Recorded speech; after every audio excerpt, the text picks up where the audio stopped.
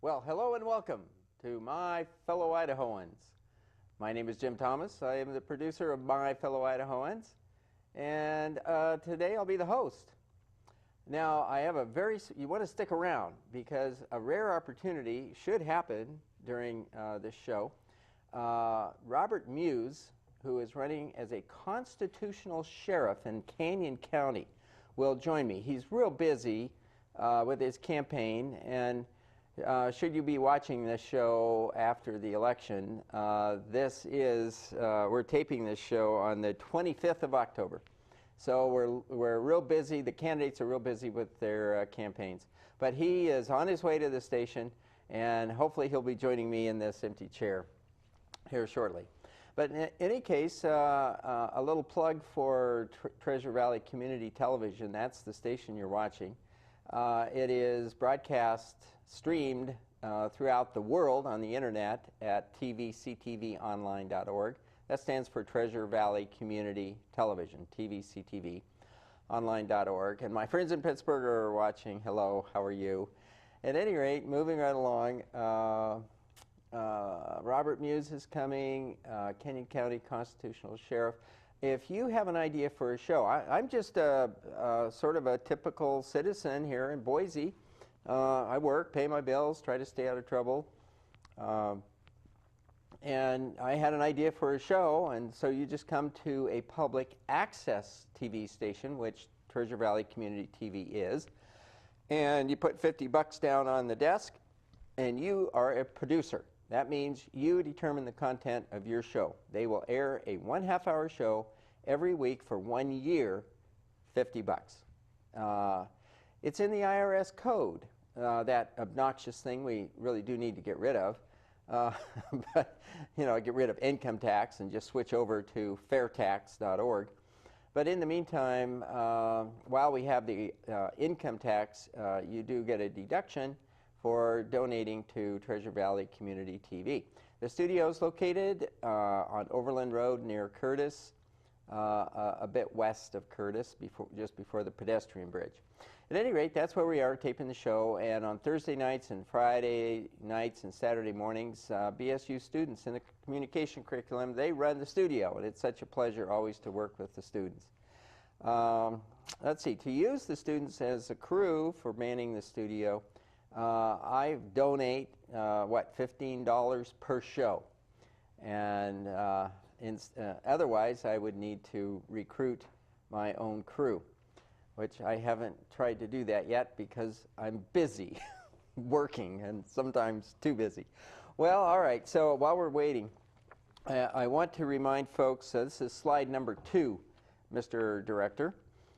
Slide number 2, I want to keep reminding people occasionally of the Boise School District and the levy that they put on the ballot on a March 5th or 6th, I think it was, a Tuesday.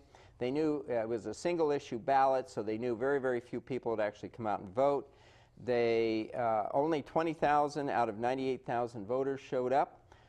So about 20% of the voters who voted yes, they are causing property taxes to go up on everybody. Only 20% of the voters are causing taxes to go up on everybody. Well, the argument is, well, if the people who didn't want it, if they went and voted, blah, blah, blah, is what I have to say to that.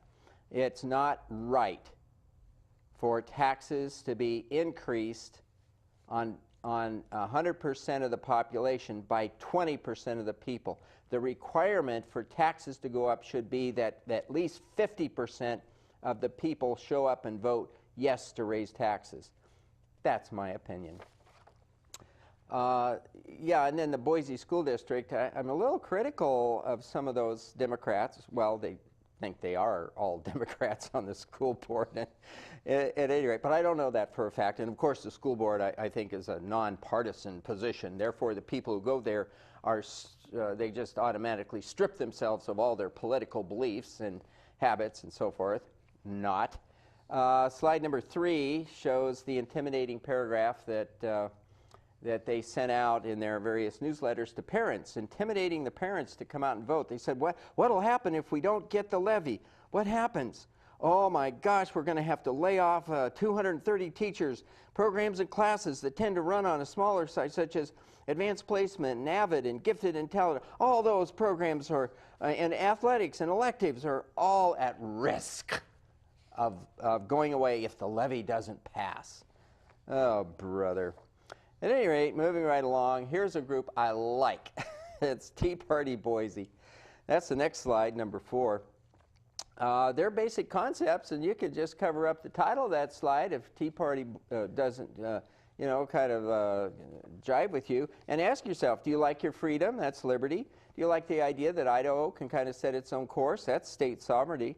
Do you like the idea of economic intelligence? In other words, doing something smart with our budgets and tax money? How about, do you like the founding principles of the United States? A lot of them are in the Constitution and the amendments.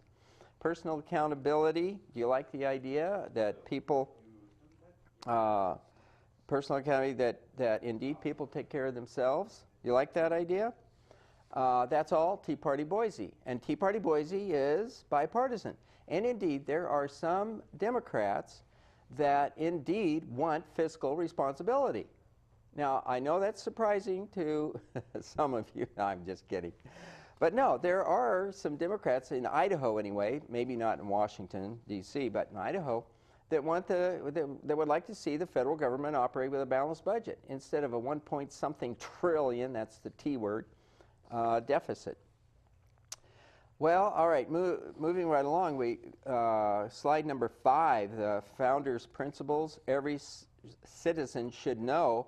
And here is a concept that was taken from one of our founding fathers, John Adams, where he said the moment the idea is admitted into society that property is not as sacred as the laws of God, and that there is not a force of law and public justice to protect property, anarchy and tyranny commence. Property must be secured or liberty cannot exist. And what do we have with our current taxing systems? Remember, government is force. Anytime somebody says government, think force.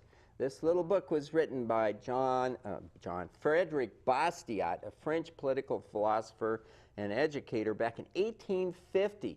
That's when the Constitution had been in place for less than 100 years, 1789 or 90, something like that, until 1850, so that's about 60 years. And Europeans who thought they were just the cat's meow, and they looked at the colonists and the people on this continent as a bunch of ragtag idiots or something to leave glorious Europe and come to this continent. Well, at any rate, so Frederick Bastiat, the French were watching this great experiment in freedom and free markets going on in the United States. And he wrote this little book about the proper role of government. And it's called The Law. You can still buy it. You can, on Amazon.com and wherever. And I'm telling you, it's just a little tiny skinny book, but it is full of great wisdom. Basically, the concept that he says is, however we are created, whether you believe in a God or just spontaneous humanity or whatever on this little spinning ball called Earth, regardless of how we were created, before there was government, we had, just innately as humans, we had the desire to be free, to be able to go do whatever we sort of want to do. And we had the desire to protect our lives, to be sure. So we had our lives, we wanted to protect them. We had our freedom, we kind of want to protect our freedom to do stuff. And then finally, we would use some of our labor to create a useful thing out of raw materials, like whittle a steak or something simple like that. Well, that steak we kind of said was mine. We had this concept of ownership. This is just innate stuff as far as being a human being. And so he talks about if a group of people get together and before there's any government, it's just anarchy. And unfortunately, we have a little bit of devil working inside of us called envy and greed and so forth, that we want something that he made over there. I want it. I'll go steal it. Well, that's not right. So what do we have to do as Homo sapiens? We have to sit there and protect our stuff. because that's our natural inclination, is to protect our stuff and our friends, so forth. Well, all right, so what do we do? A group of people, they say, I'm getting tired of sitting on my stuff all day protecting it, so let's form a little bit of a government. And what Bastiat said was, in his book here, if you create government to do any more than protect life, liberty, and property, then you're headed for trouble, big trouble. Now, I know when I say this, all the socialists and the Democrat Party and so forth are starting to cringe, because they love having 100% control. Government should have 100% control over all these stupid people, because people are so stupid they hurt themselves, they hurt others, and we are smart by God, if they believe in God, and we will tell these people how to behave so they don't hurt themselves. So that's, and socialism was alive and well back in the 1850s, and Bastiat is saying, hey, these socialists, they're messed up, man. If you create a government that does anything other than protect life, liberty, and property, then you're headed for trouble. And you look at the United States today, and boy, do we have a mess. The national debt, we have government sticking its stupid nose where it doesn't belong. I mean, here's a medical doctor that has a skill. The skill is for sale. I am a Homo sapien. I would like to enjoy the benefits of this doctor, and so I work and save money, and I go to the doctor, and I simply want to pay him to do his thing to me. Oh, no, no, no, no. We can't have that. We have to inject government right in the middle of that whole process. Shame on us. Headed for big trouble. It's called Obamacare. And already my insurance premium went up 20% in last April, and I called the insurance company. I said, why did it go up? Well, it turns out that they were forced by Obamacare to cover a bunch of stuff that I was willing to pay for out of my health savings account, and therefore they had to raise the premiums up. So the Patient Protection and Affordable Care Act, called Obamacare, nickname, is making my insurance premiums unaffordable. Thank you to the federal government. By the way, who do I call at the federal government? Who do I call and say, hey, how about letting the insurance company go back and do this HSA qualified policy like they used to? Why are you making rules messing with us? But I don't even know who to call. I mean, call Obama? He doesn't even know what's in the law, I'm sure. He just wanted all the taxes that are embedded in that 2,000 pages of craziness. Well, all right, I will, let's see, what shall I share with you next? I'm hoping Robert gets here. But in the meantime, yeah, this is another interesting concept, slide number 6. This has to do with rights versus privileges. What's a right? What's a privilege? The Founding Fathers said, hey, if you declare a right costs nothing. So the rights that we're going to put in the Bill of Rights, the first 10 amendments to the Constitution, are things that don't cost anything, especially the First Amendment. The First Amendment has 5 rights in it, and they don't cost anything. Freedom of speech, freedom of religion, etc. You know, the freedom to practice whatever religion, at least, period, it doesn't take any real money to do that. You can just declare that you believe in one belief or another. However, a lot of politicians who kind of were unaware of this concept that the Founding Fathers had, that, you know, they basically said we're not going to get in any trouble if we declare only those things that are free as rights. If we start declaring that people have the right to food, they have the right to a wonderful house. Barney Frank and Christopher Dodd come to mind. Let's see, moving right along. If you start assigning as a right things that cost money, well, all of a sudden, somebody's got to come up with the money. I mean, it's simple as that. So here we have a totally out of control Congress. We have a federal government that is way, way, way more powerful than what was ever envisioned by the Founding Fathers. We basically have gone to sleep for about 100 years or so. And so what we have is basically some innocently ignorant citizens are forcing privileges to be rights. like housing, food, medical, etc. Well, you can't do that because that assumes then you're going to have some endless supply of money. I mean, if something is a right. Well, so that's just another concept that I wanted to share with you. Rights don't cost anything. And in fact, I'm not a big Bible reader a lot, but I've heard a lot about it. But someplace in there, I think Paul was lecturing to the Thessalonians, and he said, hey, if you don't work, you don't eat. And that's in the Bible? Oh, my goodness. Anyway, moving right along. My guest, special guest, has finally arrived. Robert Muse, come on up.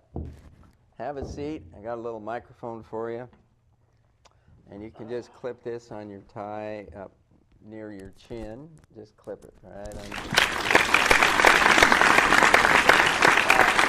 I'm really happy you could join us, and thank you for coming by the studio. I appreciate it, Robert. Well, I thanks really for inviting do. me. I know you're busy as can be.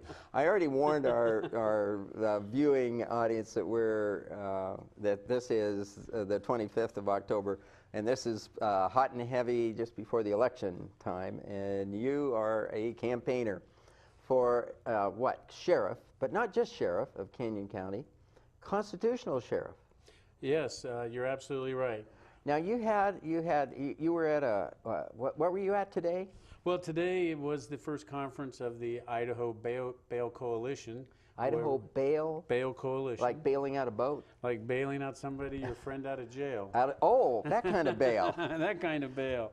Part of the 8th Amendment to the Constitution to make sure a defendant has the opportunity to, appear in court and post bail. Yeah, okay.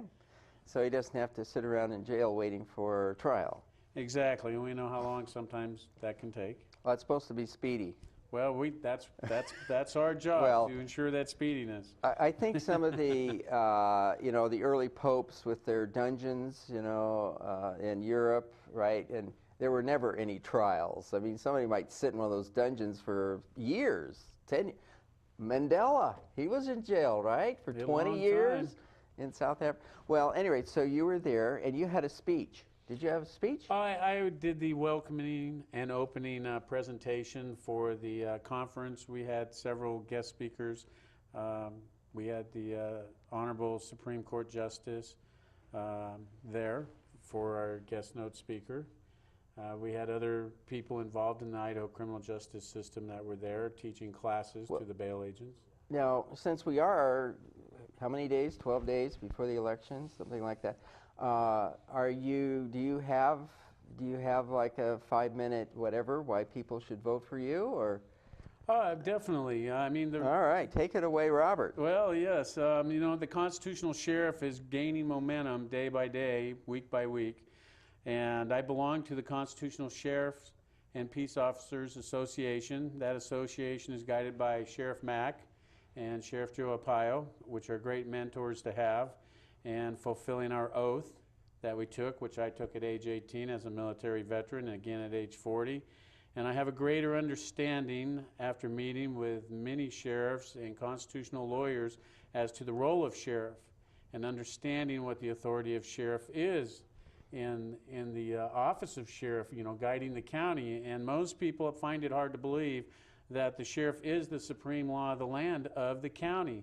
It sounds foreign to a lot of people because they believe a sheriff should be a super cop. But really what a sheriff should be is a patriotic citizen with a duty to defend and protect the Constitution and fulfill that oath.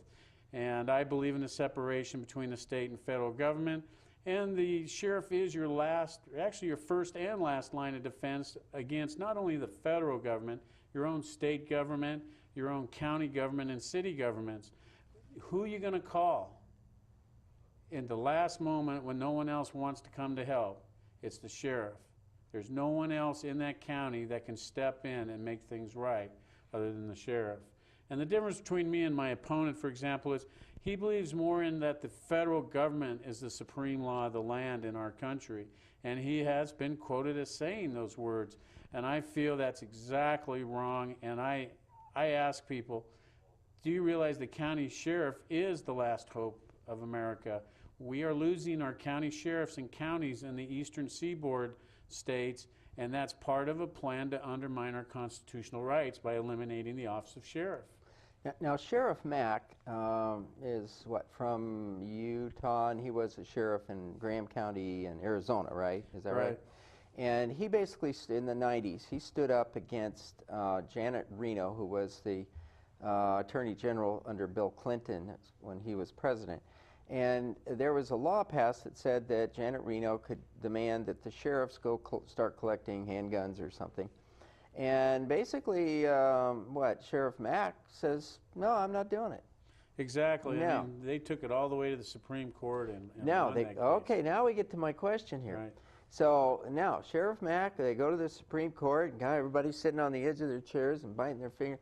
And fortunately, the Supreme Court came back and said, Sheriff Mack, you're right. She cannot force you. The federal government cannot force you. You know, the Second Amendment to the Constitution, right? Right. Well, the Supreme Court is part of that federal cabal we have back in Washington. What happens if the Supreme Court said, yep, it's time to disarm America? That Second Amendment, you know? Now, what do you think Sheriff Mack would do? What would you do if you were in Ada County and even the Supreme Court said, hey, you're wrong, Robert? What would you do? Well, you know, the sheriff's boss are the peoples or citizens that voted him in that county. All right. And the decision you just referred to reaffirmed the supreme law of the land in his county is the sheriff, with no exception. All right. So if the Supreme Court had said, collect the guns or go to jail, Sheriff Mack, or Sheriff Bob. Sheriff Muse, yes. Sheriff Muse. Right. Well, are you going to stand up to the Supreme Court? Yes, and the only way... Is that a yes? That's a yes, because you have to understand where the authority and power of where the sheriff derives it. It's derived from the citizens that live in the county. And the only way a sheriff can stand up to that kind of abuse or oppression is if the citizens support the sheriff and show up and show that support. A sheriff can't make that decision just because he's a sheriff and say yes or no. He has to know that he's got institutions that are there in the county, like a sheriff's posse, a sheriff's reserve, volunteer services, firefighters, first responders, normal citizens that are willing to come down to the courthouse and support the sheriff when he says, no, I'm not picking up the guns. And if we know about other organizations like the Oath Keepers, for example, what happened in Katrina, where the mayor, they went out and took people's weapons away and left them defenseless. They put them in, you know, domes and kept them there. They wouldn't even let them walk across the river to their families. And they created a lot of misery. And where was the sheriff? That sheriff had the ultimate authority to negate those kinds of orders they gave during the Katrina disaster. Well, what do you do if an IRS agent, federale, comes to you and says, hey, I need a little help with Jim Thomas?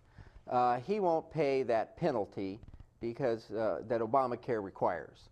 Exactly. And I want you to help me. We went out there and he told us to go away and that you know, harm could come to them if they actually tried to enter that house. And you know, we're just pencil pushers because we're IRS people, and we need somebody with guns like you. Would you come and help us, please?